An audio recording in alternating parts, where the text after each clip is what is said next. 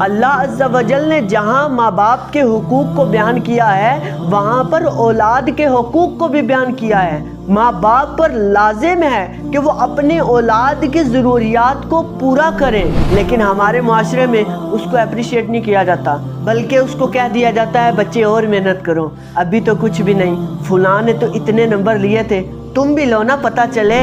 سارے کہتے ہیں اپنی اولاد کو اچھی تربیت دو، اپنی اولاد کو اچھی تربیت دو۔ آخر اچھی تربیت کیا ہوتی ہے؟ جب ان کی شادی کی باری آتی ہے تو ان کی رضامندی نہیں لی جاتی، بلکہ کہہ دیا جاتا ہے کہ یہ تو میری اولاد ہے، میرا کہنا نہیں ٹالے گی۔ بسم اللہ الرحمن الرحیم، السلام علیکم ورحمۃ اللہ وبرکاتہ۔ ایک نئی ویڈیو میں آپ کو خوش آمدید کہتا ہوں۔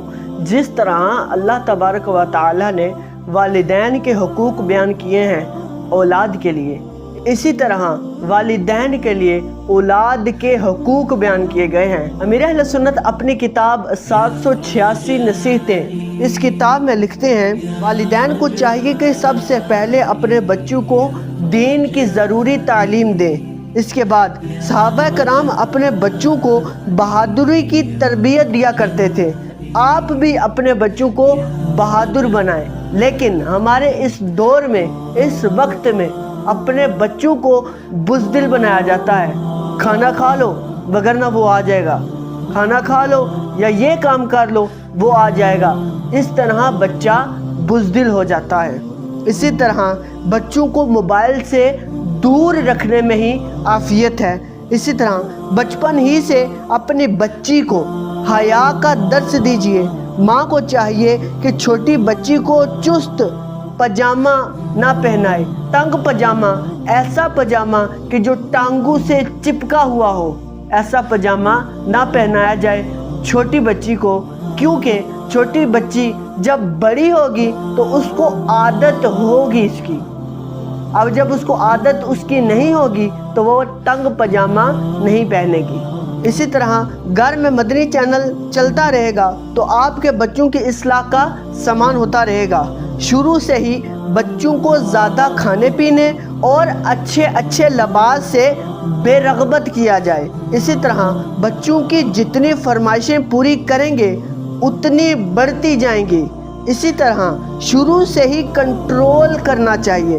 بچوں کو ٹاٹا نہ سکھائیے، tata, bye bye, see you یہ نہ سکھائیے، بلکہ السلام علیکم یا خدا حافظ، اللہ حافظ یہ سکھائیے۔ بچوں کو بچپن سے جیب خرچی دینا شروع نہ کریں، گھر میں ہی کھانے کی چیزیں بنا کر دیا کریں۔ بچوں کو جانوروں کے ساتھ حسن سلوک کا ذہن بنانا چاہیے، کیونکہ اچھے کام کرنے پر ان کی حوصلہ افزائی کی جائے، ہو سکے تو ان کو انعام بھی پیش کیا جائے۔ لیکن ہمارے اس دور میں اگر بچہ کوئی اچھے کام کرتا ہے تو ہم اس کو نہ ہی انعام دیتے ہیں اور نہ ہی اس کی حوصلہ افزائی کرتے ہیں، بلکہ اس کو یہ کہہ دیا جاتا ہے ابھی نہیں ٹھیک، مزید محنت کرو۔ اب چاہیے تھا کہ اس کی حوصلہ افزائی کی جائے، اس کی بڑھوتری کی جائے، لیکن اب کہہ دیا جاتا ہے اور محنت کرو۔ تو یہ تھے امیر اہل سنت نے اپنی کتاب میں لکھے ہوئے کچھ ارشادات۔ اور ایک بہت اہم ضروری بات، ماں باپ اپنی اولاد کو بچپن میں بہت سی اس کی خواہشات پوری کرتے ہیں۔ اگر چھوٹا بچہ یا بچی کوئی بھی خواہش کرے گا تو اس کو فوراً لا کر دے دیا جائے گا، لیکن جب وہ بڑے ہو جاتے ہیں، جوان ہو جاتے ہیں، اب ان کو خوشی کا معلوم بھی ہو جاتا تھا، لیکن چھوٹے ہوتے ہوئے ان کو خوشی کا معلوم بھی نہیں تھا، لیکن ماں باپ ان کی خوشی کو پورا کر دیتے تھے۔ اب جب وہ جوان ہوئے ان کو خوشی کا صحیح معنوں میں پتہ بھی چلا کہ خوشی کس کو کہتے ہیں، اب ان کو نظر انداز کر دیا جاتا ہے۔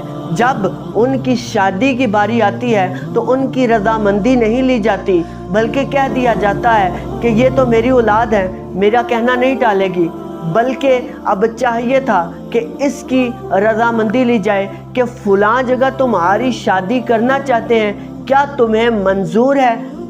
اب یہاں پر یہ بات نہیں کی جاتی، بلکہ کہہ دیا جاتا ہے کر لیں گے، کوئی مسئلہ نہیں۔ اب جہاں پر اولاد کو فوقیت دینی چاہیے تھی کہ وہ اپنی رضا شامل کر لیں تاکہ بعد میں کوئی مسئلہ نہ پیش ہو.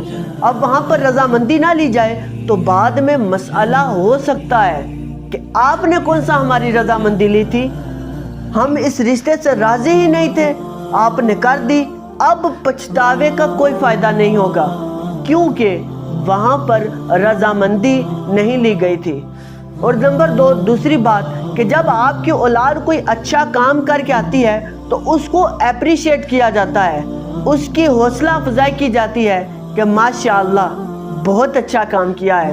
لیکن ہمارے معاشرے میں اس کو اپریشیٹ نہیں کیا جاتا, بلکہ اس کو کہہ دیا جاتا ہے بچے اور محنت کرو, ابھی تو کچھ بھی نہیں, فلاں نے تو اتنے نمبر لیے تھے, تم بھی لو نا پتہ چلے, ایسے کہہ دیا جاتا ہے. جبکہ ان باتوں سے ماں باپ اور اولاد کے درمیان نفرتیں پیدا ہوتی ہیں, اتفاق کا دور دور سے تعلق ختم ہو جاتا ہے. اللہ عز و جل نے جہاں ماں باپ کے حقوق کو بیان کیا ہے وہاں پر اولاد کے حقوق کو بھی بیان کیا ہے. ماں باپ پر لازم ہے کہ وہ اپنی اولاد کی ضروریات کو پورا کریں, اپنی اولاد کو اچھی سے اچھی تربیت فراہم کریں. لیکن اب یہاں پر ایک سوال اٹھتا ہے, سارے کہتے ہیں اپنی اولاد کو اچھی تربیت دو, اپنی اولاد کو اچھی تربیت دو, آخر اچھی تربیت کیا ہوتی ہے؟ حضرت عمر بن عبدالعزیز رحمۃ اللہ تعالی علیہ سے کسی نے پوچھا کہ آپ اپنی اولاد کے لیے کیا چھوڑ کے جا رہے ہیں؟ اب عمر بن عبدالعزیز رحمۃ اللہ تعالی علیہ کیا کہتے ہیں کہ میں اپنی اولاد کے لیے دین چھوڑ کے جا رہا ہوں. اگر تو میری اولاد اچھی ہوئی تو ان کو دین کافی ہوگا, اور اگر میری اولاد اچھی نہیں تو یہ کہیں گے ہمارے لیے کیا چھوڑا. اور ایک اچھی سے اچھی تعلیم دین اسلام کی ہی تعلیم ہے کہ اس میں ماں باپ کا ادب سکھایا جاتا ہے, اس میں دین اسلام سکھایا جاتا ہے, اس میں قرآن پاک کو سمجھنے کی تلقین کی جاتی ہے, اس میں اللہ تبارک و تعالی جو حکم دیتا ہے وہ حکم پر عمل دلانے کی کوشش کروائی جاتی ہے, شیطان سے بچنے کی تلقین کی جاتی ہے. یہ ہے دین اسلام. دین اسلام ہوگا تو اولاد کے حقوق بھی ہوں گے, ماں باپ کے حقوق بھی ہوں گے, بہن بھائیوں کے بھی حقوق ہوں گے, بیوی اور خامد کے حقوق بھی ہوں گے. بہت سے دل جڑ جائیں گے نہ کہ بہت سے دل ٹوٹیں گے. لہٰذا ماں باپ کو چاہیے کہ اپنی اولاد کی اچھی سے اچھی تربیت کریں, ان کو یوں رسوا نہ کریں. اگر وہ کوئی اچھا کام کرتے ہیں تو ان کی حوصلہ افزائی کریں, ان کو اپریشیٹ کریں. اگر وہ کوئی چیز مانگتے ہیں تو ان کی ضروریات کو پورا کر دیا جائے. تو یہ تھا آج کا بیان. لہٰذا اپنے اولاد کے حقوق کا لحاظ رکھیں. اگر آپ لحاظ رکھیں گے تو کل کو وہ بھی انشاءاللہ لحاظ رکھیں گے.